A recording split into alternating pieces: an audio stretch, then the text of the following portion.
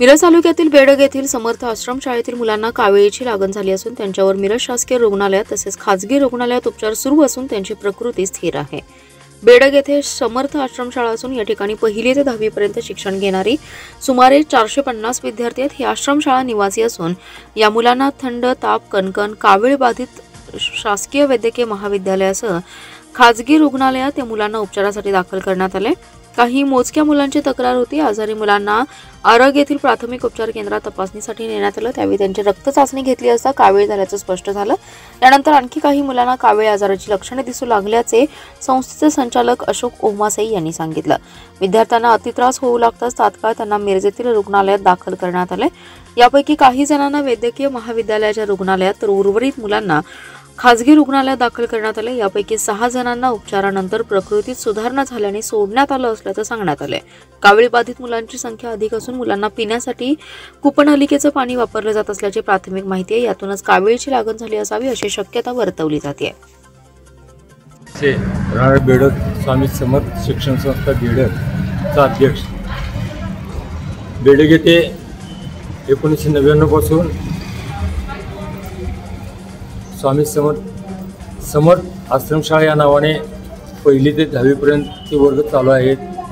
तिथे 545 विद्यार्थी चांगल्या रीतीने शिक्षण घेत आहेत।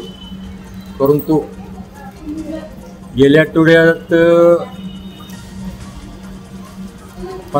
14 फेब्रुवारीपासून मुलांना ताप येणे, कणकण, त्याची जरा कुणकुण लक्षणे दिसून येत असता आम्ही बोरच्या पाण्याची तपासणी केली।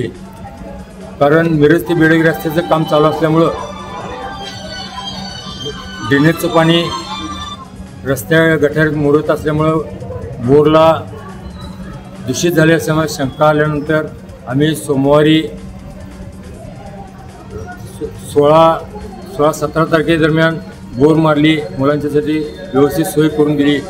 परंतु गेल्या गुरुवारपासून मुलांची कावीळची 1-2 पेशंट दिसायला लागल्यानंतर आम्ही दवाखान्यात गेल्या मंगळवारपासून आरग PCU सगळ्या डॉक्टरच्या टीमने सर्व मुलांचे रक्त, लघवी तपासणी केली। तरी त्यातील आज अखेर एकूण 17 मुलं कावीळ सदृश दिसून आली। त्यातील 5 पेशंट अगदी व्यवस्थित झालेले आहेत आणि आता सध्या मिरज येथे सिव्हिल हॉस्पिटलला 6 पेशंट ॲडमिट आहेत। आम्ही आमच्या शाळेच्या शिक्षकाच्या सगळ्या टीमनं मुलांची व्यवस्थित देखरेख करून व्यवस्थित मुलांच्यावर लक्ष आहे। गेल्या 25 वर्षापासून शाळा व्यवस्थित आहे, शिक्षकांचं काम व्यवस्थित आहे। आम्ही संस्था चालक या नात्यानं मुलांच्या आरोग्याची काळजी पूर्वीपासून बी घेत आलेलो आहे आणि आत्ताही अगदी व्यवस्थित काळजी घेत राहू हे आमचं मनोगत आहे।